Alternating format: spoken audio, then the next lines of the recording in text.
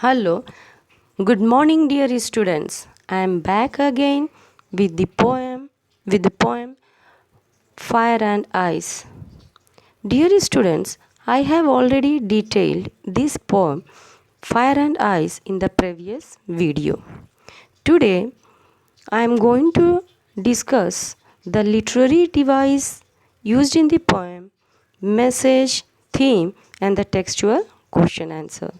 So, first of all, let's see the literary devices. First is rhyme scheme. For rhyme scheme, we will see the words in the first line. See, the last word in the last line is fire. We will start with A. In the second line, the last word is ice. Ice and fire both are not rhyming, so we will put B. Third is desire, that is A. Next, fire, A. Twice, it is rhyming with ice, we will write B. Then hate. Hate is not rhyming with A and B, so we will write C. Then ice, B. Then great, rhyming with hate, so C. And last word is suffice. So the rhyme scheme of this suffice B.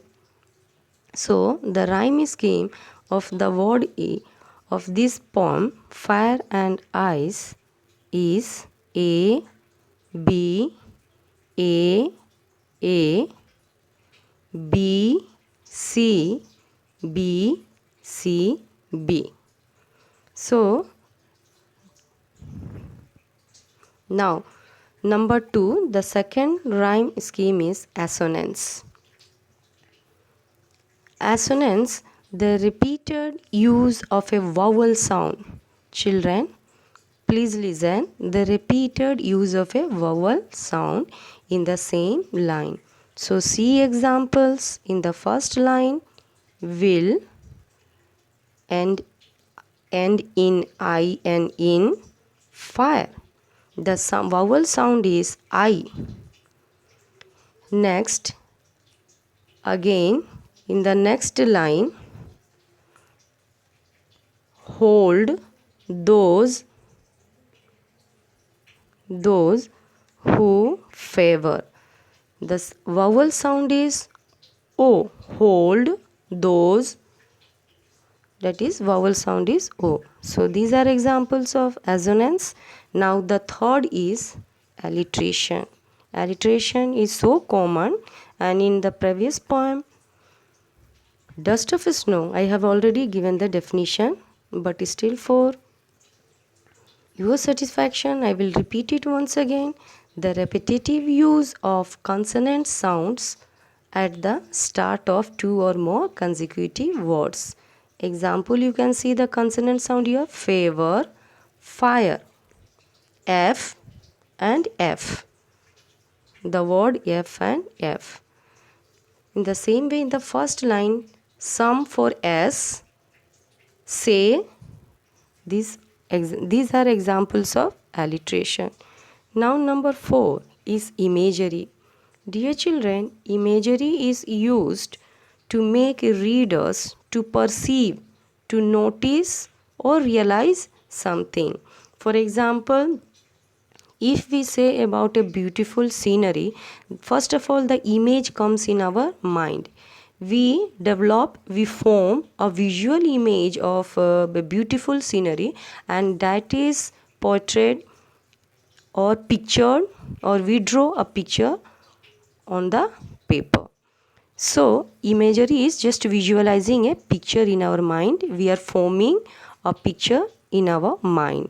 So here also the poet has used to make all the readers to notice or to realize something involving their 5 senses. So you can see in the first line, some say the world will end in fire, and the second line, some say in the ice.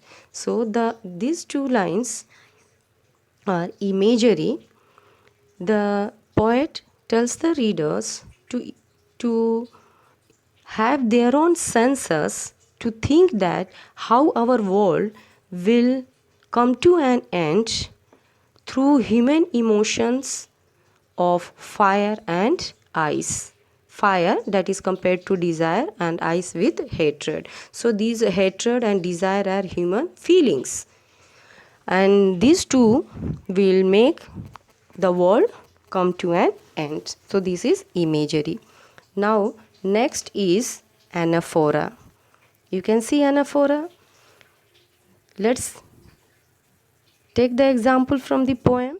The repetition of a word at the start of two or more consecutive lines. See children, the repetition of a word at the start.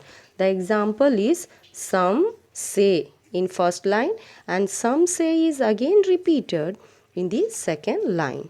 So this is repeated at the start of line 1 and 2. So this is an example of anaphora. Now next is personification.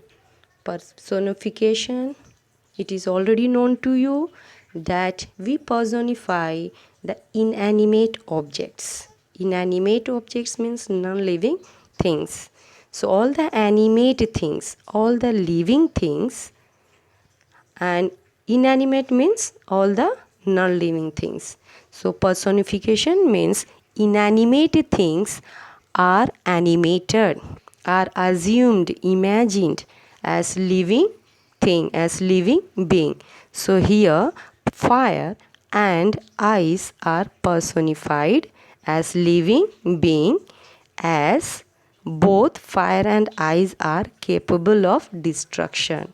The poet has personified by giving them mind and power like living being to destroy anything.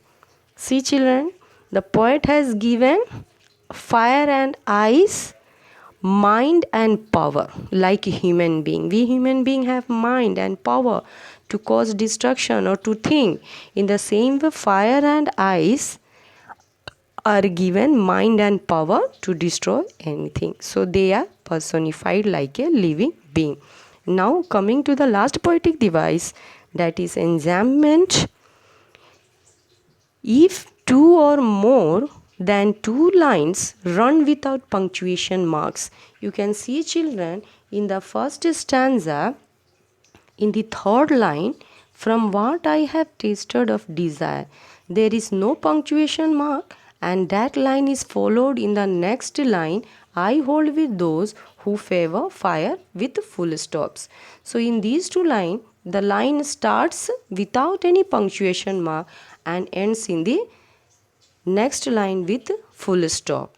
So enjambment is, if we two or more than two lines run without punctuation marks, we call it enjambment. The same another example is in the second stanza. See, I think I know enough of hate to say that for destruction ice. In these two lines there is no punctuation mark, and the line is continued in the next line is also great, and then last line and without suffice with punctuation mark full stop. So that's all dear children, this is literary devices.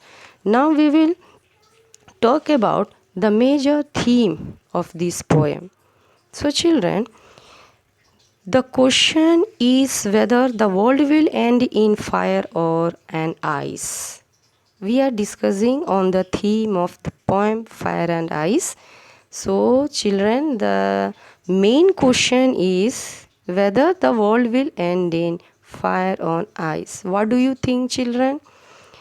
So the poet decides that any of the two options would achieve its purpose sufficiently well. The poet shares the common belief that everything that exists will have its end. And how?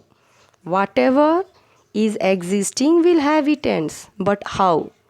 So that will be hatred and power of emotions are the major theme of the poem. The poet discusses the destructive features of human emotions. See, the poet has discussed all those destructive features of human emotion. And in the previous video, I have told what all are examples of human emotions. We are greedy, we are avaricious, we have a strong greed, we have a strong feeling, we develop anger, we develop greed. People are running after power, fame, name, position, status. So they are resulting to cruelty. Some are intolerant, some are insensitive. So these all are humans emotion, humans feelings. So the poet had discussed the destructive features of all these human emotion. We human beings are responsible to end the world. He uses the symbol of fire and ice to show how desire and hatred contribute to making the world stand at the verge of destruction. So, the poem Fire and Ice is only a symbolic, it has a metaphorical meaning. Fire and ice are only compared to our desire, our emotion of desire and hatred, and these two are causing destruction to the world. So, children, now we will discuss what is the message of this poem. See, fire and ice is a metaphor for human feelings of desires and hatred. And as you all know, fire represents burning desires. We are burning, we are developing our desires. We have strong feelings for things, for materials, for greed, for etc. and all. So we are burning desires, while ice, on the other hand, depicts ice cold hatred. Ice cold hatred, that we are insensitive, we lack sympathy, we are not understanding others response, not giving response, lacking all affection. So that we say ice cold hatred. It tells us how we humans will be the end of our own race. And the poet has pointed out that humans will be the agents of our own destruction, either one way or another. Fire would be for rapid destruction, and ice would lead to silent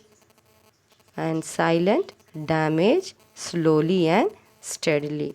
Now, children, let us discuss the textual question answers. Okay, children, I have not given any extra question answers because you have to do only the textual question answers for your understanding. Later, I would be giving an assignment for all the chapters covering right from a triumph of surgery, dust of snow, and fire and ice. So, presently, let's see the textual question answers. The first question answer: there are many ideas about how the world will end. So, children, do you think the world will end someday? Have you ever thought what would happen if the sun gets so heated that it burst or grew colder and colder? So, children, what is your opinion about this? Do you think the world will end? As we have discussed through the poem, that the poet has already shared the common belief that everything that exists will have its end too. So obviously we think about the world will end, but when? Nobody knows it. Whether the sun is hot or cold, in both the situations, end of this world is sure. In that pretext, children, you can also give example of global warming. Okay, like heating of the sun, or even there is decrease in the temperature.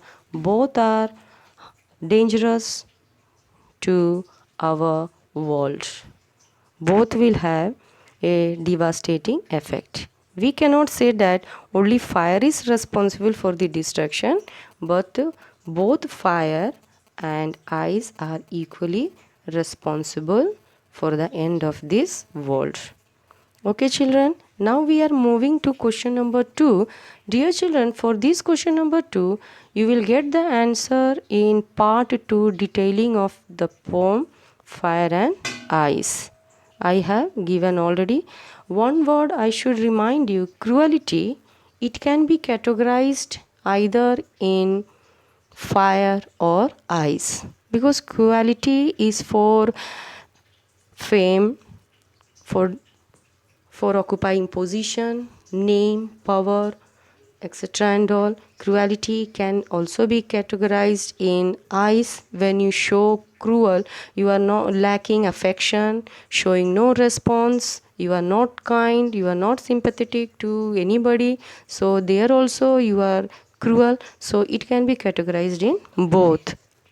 Now, next, coming to question number 3. Question number 3 is, what is the rhyme scheme of the poem? So just now I have told you when I detail the poetic devices rhyme scheme. Please go through that and note it down. Now next, question number 3, the second part. How does it help in bringing out the contrasting ideas in the poem? See, rhyme scheme has been used in the poem, just it gives the contrasting ideas. Both have opposite meaning. See, fire and ice. Fire for A and ice B. Both are contrasting. Both are not rhyming same. Not like fire, ice, A or B.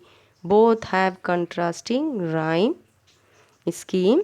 So both have opposite meaning, and both the components fire and ice are compared with self-destroying human emotions. As we know, fire is compared to desire, ice is compared to hatred. So the poet says that both are equally responsible for the end of this world. So children, we must not let our emotion rule on us. Poet has also depicted and represented fire and ice, that we must not let our emotions rule on us. We have to control our emotions.